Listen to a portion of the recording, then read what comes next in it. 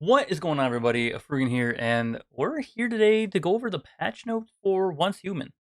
Once Human has been a game I have thoroughly enjoyed as of late. I've had amounts of fun with it. It has been an extremely fun game for it. Um, I shocked about how much I've had fun with it. We're gonna go over these patch notes today for the update coming out tonight around 12 p.m. Eastern, 12 a.m. Eastern for August 1st tomorrow. I have not looked at these patch notes at all. I'm going through them right now as the first time. Let's go into these together and see what's going to be fixed tomorrow and what other new stuff they're adding. So let's go ahead and get it. So we got the patch notes for Once Human. We have Mimetic optimization. Added a new item drop, Mimetic specialization memory fragments. After using a Mimetic specialization memory fragment, that is a freaking mouthful. Holy crap. You will gain the corresponding Mimetic specialization effect. Up to 3 Mimetic specialization memory fragments can be used per season. When the in-game item controller is used, there's a certain chance of obtaining a random memory fragment. Wish I would have given like a percentage for that, like 1% or something like that. It would have been interesting to see that. All mimetic specialization memory fragments will be destroyed at the end of the season, and they will not be sent to the Eternal Land Depot. Okay, so that's one other thing added now that is not going to be transferring at the season wipe. Okay. Mimetic specialization memory fragments can be traded between players. Ooh, that's interesting. Adjusted some displays elements on the mimetic specialization screen. It's optimizing the stacking of certain metal ingots in the backpack. Optimize the display of mimetic specializations and the gear details pop up. And production output of regular ammunition, I can't speak, can be increased by 50%. Okay. We got some gameplay optimizations. Enrich the highway pursuit game mode. Add a new highway pursuit route to the Chalk Peak region. I don't think I've actually done the highway pursuit. I haven't done any of that. Is that oh, that's the is that the PvP event and the PvE servers, I believe? I know it's Cargo Scramble, but that might be also as well. The event starting time is now fixed at 9 p.m. Rosetta trucks now automatically drop sproutlets even if the player does not attack them. Increases the quantity of sproutlet and reward damage, and optimize the item storage quantity and subtraction rules of the Cargo Scramble game mode. Okay. But the trucks that drive around the map, I think. Optimize the ease of checking certain display elements. After opening the map, you can now click Monolith, Procurement Silo, Public Crisis Event, Cargo Conquest, and other icons to open their detailed screen. Added a combat invitation function to Public Crisis Events. You can now send invitations to other players via chat channel. There's no longer a countdown timer for pressing ready when entering a Monolith Procurement Solo. Okay, that's not bad. Definitely, there's a lot of people who are running things solo. I haven't really done much stuff solo, end game wise. I've done a lot of stuff together with friends, so that could be good for a lot of people who are doing everything solo. Vehicle optimization. Increase the acceleration and maximum speed of low-level motorcycles, and slightly increase the acceleration and maximum speed of off-roaders and coupes. Ooh, mean my ATV vehicle four-seater will not be a little bit fast. Ooh, interesting. Fix an issue where after boarding a vehicle, the player would not need to press a movement key 1 to 4. Yeah, I've had that happen. Added a function where if a vehicle is stuck on terrain, you can hold down the accelerator key to free the vehicle. Okay, that's actually good to have. Added a setting for auto centering the vehicle camera. You can now choose enable or disable auto centering while operating a vehicle. Optimize the vehicle repair modification procedure. Heavily damaged vehicles must be repaired before they can be modified. Which, I mean, should be the fact anyway. You shouldn't be able to I mean, there was a bug going around that people would be modifying. You have the high tier thing, modifying it to low tier, and then repairing it for cheaper cost. Kind of a workaround the system, but they are fixing that. So I see that. That's actually pretty interesting that they are taking and seeing the things that are being out there and fixing them accordingly. Because you shouldn't do that. Planting optimization. Add a continuous planting function to the planter box. This function will automatically replant with a. Ooh, I like that. I don't do a lot of the planting with somebody in my group that does a lot of the planting, but I like the fact that they added that they're adding this function in to just automatically keep keep going if you have the seeds and the fertilizer to just keep going and going and going to have an endless supply. I actually really like that. Combat optimizations. Fixed an issue where the attack buff gained from defeating a target with Doombringer did not stack. Fixed an issue with certain kinds of damage in PvP mode were not affected by the gear build. Just the rules for bounce target. Blackwater no longer be targeted by bounce attacks. He adjusted the display weapon accuracy values. The actual attributes have not been changed. Added a weapon inspection function that can be accessed from the action wheel. Actually, I kind of like that. You can inspect your weapon. I wonder if you can see what attachments are on it, maybe? Okay. Added a hit counter for the KAM, Abyss Glance, and optimize the field of view when using iron sights on some KAM weapons. Okay. I'm really curious about this one, about the added weapon inspection. Is that so you can see the attachments and change the attachments on the fly more easily and quickly, more quickly if you need to? I'm wondering what is that for? Wilderness optimization. Construction is now forbidden in the vicinity of the Scarecrow at Rippleby Market.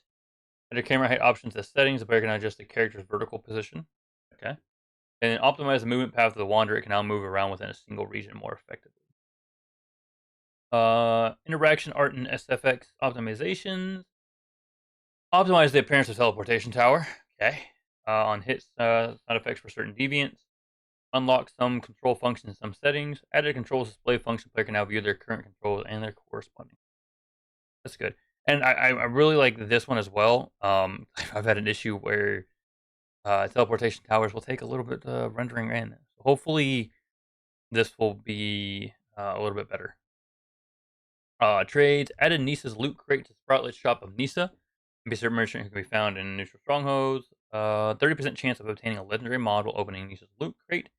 The mod is not attained. On the following will be attained instead. Acid times barrel premium. Ooh, okay. 200 acid from that. Instead of a legendary mod, that's actually not bad. I kind of like that. I kind of want to spend my sproutlets for that tomorrow. Because that is actually really cool. Good little way to get some more acid. Then barrel premium full and stardust source. Deviation interaction optimization. Optimize the controls for synchronizing deviation abilities. Player can now press G to interact with securement units and sync a combat deviation. I've done that. I have done that plenty of times where I forgot to sync my deviation to my cradle. Going to a fight and went to go throw it out, and oh no, it's not there. Hopefully that will be. It's kind of my own fault, but hopefully this will be a little bit more reminder to, hey, do that. Adjust the controls for withdrawing deviations after opening a securement unit. The player can now press U to withdraw the deviation. Okay, I like that. And then character controls and camera. Optimize the camera while interacting with the bed furniture item. That'll be good for getting some photos because I like taking some photos, and that'll be good for over the head shots. Reduce the player's recovery time after being grabbed and thrown by a deviant. Fix an issue where changes the character's body would cause their arms to clip when using a melee weapon. Interesting. Adjust the camera sensitivity when reloading while scoped to be the same as that of aiming while scoped. That that doesn't make sense. Adjust the camera sensitivity when reloading while scoped to be the same as that of aiming while not scoped. Maybe I think they missed a word there or something. I don't know. I could be wrong. Um, hopefully I'm just reading that wrong and understanding it wrong, but I don't know. Task narrative optimizations. Make it easier for you to view all personal items at traders and neutral settlements. Items sold at Claire Shop are now included in the settlement shop. In addition, the player can now press W and S to scroll through dialogue options. Cosmetics. Add a more hair color presets. Optimize the results screen for Rift Space, Securement Silo, and Dungeon Instance to highlight players with outstanding performance. Adding results sheets for the Prime War and Stronghold Conquest gradually top ranked players. Various styles of effects will be displayed based upon the player's ranking. PC, the resolution can now be changed when playing on full screen. Other. Optimize the Manibus scenario from PvE servers. Now storewide tasking rewards have been added for Phase 5 of this. Awesome. August themed event. On Nalka Island, the month of August itself is an anomalous event. During this forgotten summer, you will receive additional produce from harvesting every week. More events will be gradually unlocked in game. Login event August 1st, 8th, and 15th. Special rewards will be unlocked, including the epic cosmetic Crimson Spider Gloves and a Butterfly Emissary Crate, claimed anytime before the event ends on September 4th. Wilderness Express on August 15th. Enjoy racing throughout the wilderness alone or as a team and earn a rating for mileage and collisions achieved. Attain the required rating to claim rewards, including Star Crumb and a limited edition cosmetic Fulfilled Wish Vest. Take that Star Crumb. I'm looking forward to that. And then August 22nd, we have the Secure On Site event. During the event, defeat enemies to earn loot crates which maintain specimen cards. Uh, Collect specimen cards to fill the specimen encyclopedia to obtain rewards. And then, of course, you can look in the in-screen event screen for more detailed rules in the in-game. All right, so we got shop arrivals. New shop on tomorrow. Epic quality outfit, racing loon as well as a discounted theme. Added a neon series of epic weapon cosmetics for the 4 MG4 and KV SBR and other popular weapons. Added a city vending machine cosmetic for the vending machine. Ooh, oh cool! So it's our first facility cosmetic. And then added a Sunny Coast living room furniture set, transforming home to a romantic summertime beach. That'd be great for the glass set house. I need to build a better house. I'm not good at building, but I need to build a better house. I think that would be really cool. All right, so we got some bug fixes as well. Territory construction. Looks like there's a lot of bug fixes. Fixed an issue with the supplier's workbench specialization that caused an actual healing effect to differ from the description. Electrical expert and one with the tide specialization that caused the actual number of generators that could be placed to differ from the description. Fixed an issue with the list of mimetic logging, mining, and gathering devices was displayed wrongly. What else we got? Fixed where the duration extension effect of Stardust Tea did not affect hydration. Huh, I didn't know that was happening. Fixed an issue where the fuel refinery facilities upgraded with mimetic specialization could not refine barreled crude oil. That is problematic. Glad they fixed that. Fixed an issue that caused the automated mining facility to experience by wrong vein. Fixed an issue where the button for returning the list of facilities from the facility detail screen would not work. Caused an issue mining facilities to quickly produce Stardust ore.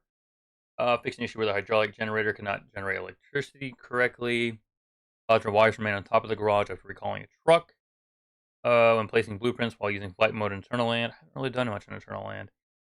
Building blueprints for small grids could not be recognized when replacing materials. That caused queued construction tasks to be counted toward the crafting queue limit. Okay. The description of Stardust Tea did not match its effect. Fiction issue caused deviation energy generators on the home moving vehicle would not work correctly in pollution zone. Moving the territory from pollution zone to a normal region, deviant energy generators would not work, but it would still display the working enemy. Wilderness. Fixing where the map's navigation function would sometimes not work or fail to display a navigation. That happened. I've had that happen. Fixed an issue where the player received the wrong item after buying a bait formula from the. I have had that happen because I swear I'd bought a bait and it didn't actually buy the formula correctly. I think it bought something else. I don't remember what it was, but I had that issue. I was like, I swear I bought this and used it, but it didn't happen. So I've had that happen. I'm glad that's fixed. Combat. Fixed an issue where the durability attribute would turn yellow if the gear lost durability. Crossbow calibration blueprint can be disassembled. The switching area to occur on the right side of the weapon selection when playing or replacing a calibration blueprint. Some drop weapons randomly contain red colored blueprint attributes, so weapon cannot be assembled to get its blueprint. Inconsistent descriptions of the Weaver Elixir and the Whim effect. The hold to sprint is enabled and the player is currently holding sprint key to sprint. Clicking on auto run will not stop the character from sprinting. Just incorrectly in a 4K resolution. Okay. Here we got game modes. Fiction issue with the mist game mode, where the center point location may be wrongly determined. Prime work causes Shadow Hunter to get stuck in the air when using his skill. Or maximum attempt to teleport, they would get stuck on the edge of the map.